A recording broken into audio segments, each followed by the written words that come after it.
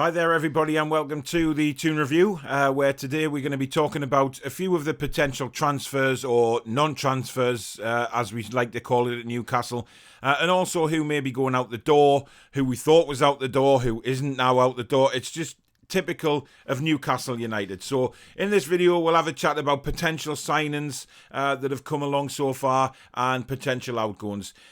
We'll start off with obviously the central defender from Celtic, Christopher Ajer. Now we were expected to sign him for around £6 million, or that's what we were told last week. However, that's now changed and his agent has come out and said that he's obviously scouting around Europe to try and get the best deal for his client. Now, if it's for his client, then fair enough. But when you talk about agents and you talk about them guys looking for the best deals, sometimes it can be for themselves to make as much commission as they possibly can on any sort of deal. That includes signing on fees, etc., etc. And we know that agents have been prone to do this in the past. Now, Ajer has then been linked to Leverkusen in Germany. A lot of talk from Leverkusen saying that that might be his better option. We have heard reports as well that he does favour Newcastle United. He wants to play in the Premier League apparently, so this would give him the perfect opportunity. But again, it's the same as everything with Newcastle United. Nothing is straightforward when it comes to a transfer. We always have hiccups along the way. Nothing is ever straightforward, and it comes to the point where transfer deadline comes along and we couldn't get the deal over the line, or the player goes elsewhere and performs brilliantly for them. And that typically happens with Newcastle United a lot of the time.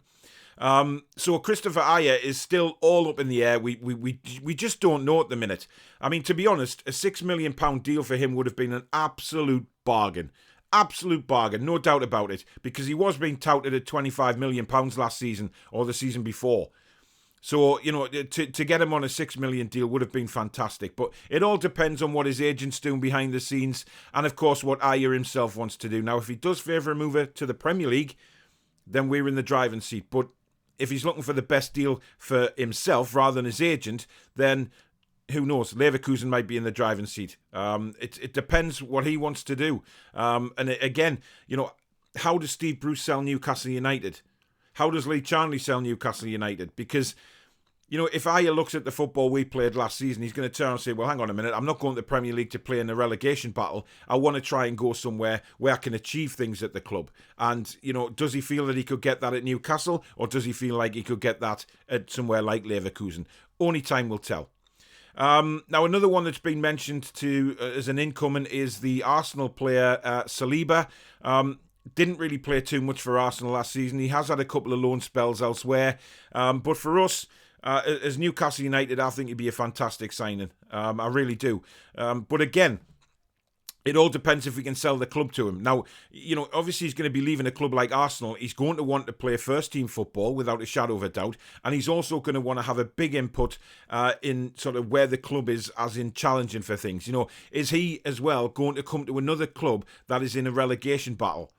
Now, for me, it's a non-starter, because these players will not want to sign for Newcastle United if they feel that they are going to be in a relegation battle. And this is what Steve Bruce has to sell to these players. Now, I don't think he can do it. I don't think Bruce has the charisma to do it, quite frankly. And if any players talk to the players that are already there, you know, the amount of fallouts they had last season, the drab tactics, the terrible football, this is all going to come to fruition.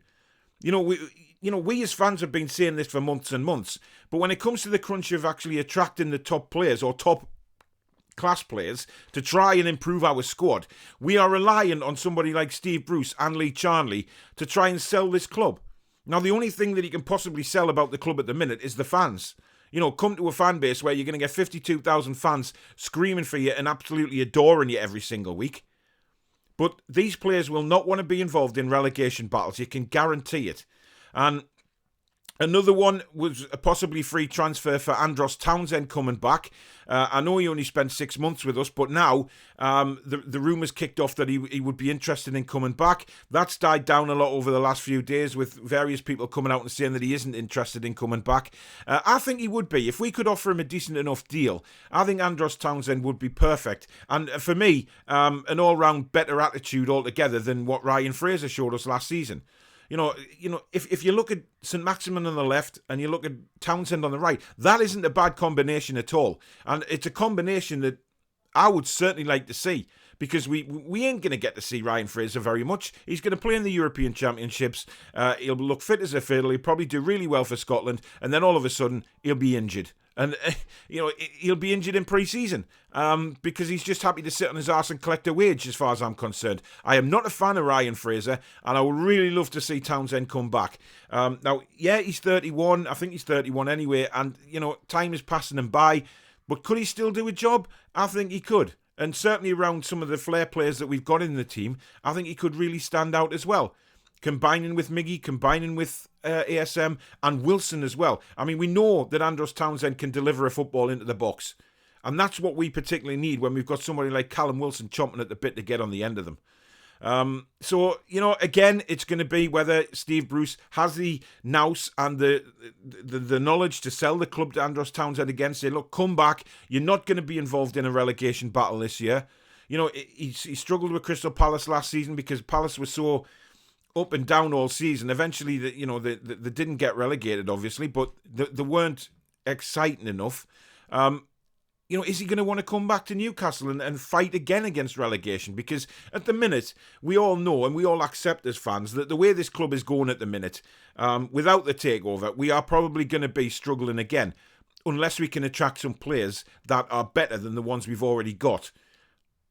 But how do you do that when, you're playing Bruce ball all the time? It's just very, very difficult. Now, Steve Bruce, if he is this gentleman and he's got this fantastic personality, as everybody says, then fair enough. Let's try and let Steve Bruce sit down with these players and see if he can sell the club. But if he can't, serious questions need to be asked about what kind of talent we can bring in at Newcastle United, quite frankly. And, at the minute, we're struggling. Big style. Now, on the subject of Andy Carroll, the Premier League obviously, released last week that Andy Carroll had been one of the players that wasn't being kept on at Newcastle United. A report came out late last night that apparently he's been offered a 1-year extension, but he's mulling it over when he's on holiday at the minute.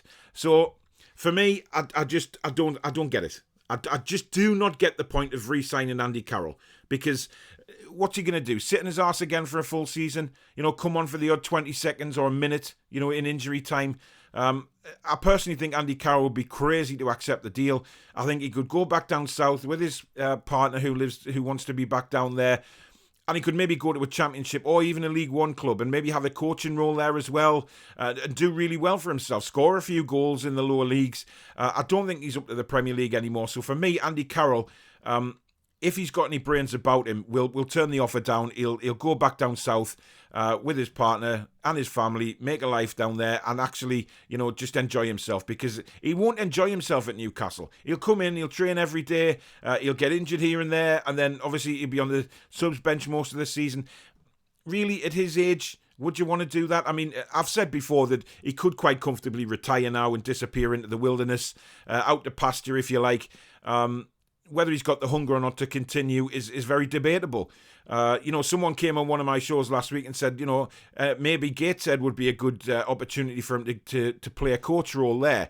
But I think that's too far down the leagues for him. I've had to think about that and thought, well, if he's going to go anywhere as a sort of coaching role as well as a player, then maybe Championship or League One would be a really good opportunity for him. So it all depends. I mean, how Andy Carroll's feeling. But if I was him and I had any sort of desire to play football again next season, then it certainly for me wouldn't be with Newcastle United, because you're not going to get many games. It's blatantly obvious. Bruce certainly doesn't fancy him as a player. Otherwise, he would have played a lot more last season when he kept on bringing Dwight Gale on instead of Andy Carroll. So for me, Andy Carroll needs to weigh all this up and think, right, this isn't happening for me. I'm going to make a fresh start somewhere, or I'm going to retire. It's one of the two. But it all depends on what Andy wants to do at the end of the day. Joe Willock doesn't look like he's coming back, unfortunately. I know that'll disappoint a lot of Newcastle United fans, but, let's be honest, was he ever going to come back? I'm not so sure. There was various reports coming out that an £18 million fee had been agreed, a £22 million fee had been agreed, even another loan deal for another season had been agreed. It hasn't, because Mikel Arteta's come out in the last few days and again reiterated that Joe Willock is part of his plans. He wants to, use him next season because I think he wants to change the style of football that Arsenal were playing last year because it simply wasn't good enough. And he's seen how Willock can respond to a role more further forward. And I think he might end up playing quite a big part at Arsenal next season now. So it's disappointing because, Willock loved it up here. He loved the fans. He loved playing for Newcastle. But that's the problem with these loan deals. The fans get attached. The players get attached, and then at the end of the day, they've got to go back to the parent club, and a deal isn't in place. So for the Newcastle, I think it'll be more disappointing for the fans rather than actually Joe Willock himself, who will get an opportunity at Arsenal. But again, it's a risk for him. Does he stay at Arsenal now and think, right, I've been told I'm in the plans, and then the season kicks off and he's nowhere near the first team, which will be a big disappointment to Joe Willock when he could be at Newcastle and getting a team built around him, basically. But we'll see what happens, but that's looking even more doubtful now. And Dwight Gale. Now, many people know my stance on Dwight Gale, and I just do not think he's a Premier League striker. I haven't thought that for a long time. He does very well in the Championship, and there was rumours that he was actually going to go to Bristol City. He turned them down, and now there's rumours that there's a 3-year contract on the table. People have come at me and saying that, yeah, we're trying to give him a contract so we can get a fee for him. Are we realistically going to get any sort of decent money for Dwight Gale? I mean, come on, let's be honest here. He's been injured a lot. He's hardly played. Nobody is going to want to pay. I'd be really shocked if we got more than 500 grand for him, to be honest. I don't think he's worth very much at all. So it's not really benefiting Newcastle either to sign him. I do not understand this club. We've said for years that the club needs to get rid of the deadwood, clear it out, and yet still it continues on where we offer these players who are way past their best. We're now offering them again contracts. Why? It's an opportunity because their contracts have come to an end to let them go, get them off the wage bill more than anything else, and surely use that money to try and bring in a Joe Willock. There's the French defender now being talked about who apparently Southampton are pipping us to the post to sign. I mean, it's embarrassing sometimes when you see players opting to go to places like, no disrespect, but Southampton and Norwich. They're not as big as Newcastle United. But this is how it's looking. We're getting embarrassed in the transfer market season after season. And quite frankly, I don't think this season is going to be much different. And as a Newcastle fan, that hurts, and it hurts a lot. Because, certainly my age group will be used to sort of bringing in the big name players in the past, the Les Ferdinands, the Shearers, the Ginolas, Batties and Gary Speeds, all of this type of thing. These type of players that we just cannot attract anymore, that are now looking elsewhere at smaller clubs and thinking they've got more ambition and they've got more drive than that club in the northeast at Newcastle. It's becoming an embarrassment. And when you've got Lee Charnley running things for the signings, you've got Steve Bruce trying to convince players to sign, it's not going to work, man. Never in a million years would it work. We have to accept that. But it's damn hard to accept. And, it'll get to the stage where the transfer window will open and it'll be all quiet, and then further down the line, we might bring a couple of loan signings in, or a couple of players from lower leagues or abroad that we've never really heard of, and we really need some proven players who can go out and do a job and actually excite us as fans. But when you have a manager like Steve Bruce, you just don't get excited. It's very, very difficult to playing the football that we do. It's boring. So yes, for me as a fan, I'd love to see very exciting players come through the door who can change the whole persona of the team. And, we can sit and watch them and get excited like we do when ASM gets the ball and he runs at people. I want to see more football like that. More attacking football instead of taking it up the backside for 89 minutes and hitting them on the counter-attack for 1 minute of the game. Because, quite frankly, that is what we're going to be playing next season unless a takeover happens and we can start afresh, build from scratch and get this club back up like a phoenix from the flames again and actually challenging for things with a bit of hope. Because that's all we want, a bit of hope. And we'll get that with the takeover because, let's be honest, right, if the takeover happens, okay, we're not going to sort of splash out billions of pounds on players straight away. Piff have already said, and Amanda Staveley's already said, there's a structure in place. They want to build the area up as well. So it'll be a slow progress, but I'd rather have that knowing that there is a progression there and that there is ambition there. Sign a couple of top-class players, do something with the training ground, improve the stadium, get it cleaned up, because right now that's looking like a rundown shackle. And then just get this club back to the stature that we know it can be. But when you're talking about the transfers like I just have, you can't categorically say, oh, we've gone in for this player and he's going to sign. Because it's typical in Newcastle that every time we do go in for a player, we somehow fuck it up. Every single time. And then we end up just getting a couple of loan players who really do well, who like playing for Newcastle, the fans take to, and then it's like when you foster a dog, you know it's going to get rehomed eventually. Someone's going to come knocking on the door saying, oh, we're interested in rehoming the dog. You've fostered it for a couple of months. You fell in love with it, but you have to part ways. Similar to Joe Willock. And it's so annoying. It's so annoying. And this needs to stop at Newcastle. It really does. We are better than that. We as fans know we're better than that. But it comes down to the hierarchy, all the takeover stuff. I don't want to hear anything about the takeover until it's done, quite honestly. I just want it to go on in the background, get it sorted, get it done, and let's move on. But everybody's fingers are going to be crossed for that, and we can only just hope. But that's the latest transfer news that I've got for you guys. It's nothing really special, unfortunately. I will be doing these videos quite regularly. Not just transfers, but any news at Newcastle United.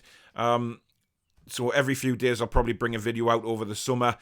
Do catch the live shows. This Thursday night we've got the Euro 2020 predictions with myself and Jade. Hoping also to be joined by a couple of guests on that show, talking about what nations we think will stand a really good chance of winning, and maybe who are the underdogs, and what England's prospects are for the tournament. So that should be good. The Four Horsemen will continue as well. Maybe it's not every Monday, because we'll just have to see what fixtures are being played in the Euros. Certainly if the big matches are on, then a lot more people will be watching that than there would be the Horsemen. So we'll have to see on that one. But just stay tuned to my Twitter account and obviously YouTube if you are subscribed. If you have enjoyed the video today, guys, please do hit the like button. If you're new and you like what you've seen, we do try and cover a lot on this channel, so it's not just going to be Newcastle United. We're going to cover the Premier League, we're going to cover the EFL, European leagues. We're going to get as much football crammed into this channel as possible, so it's not just Newcastle United. Those will be on separate playlists as well, so if you're not a Newcastle fan, but you want to watch about the EFL or the Premier League, etc., they will be on separate playlists as well to watch. So a lot of exciting things coming up on this channel, so please do consider subscribing if you haven't done already. But that's it for me for the transfer news. Hopefully over the summer there'll be some exciting transfer news to bring you, or news from the club takeover, but we never know. But in the meantime, guys, thanks very much for watching the video. Take care. Be strong. Be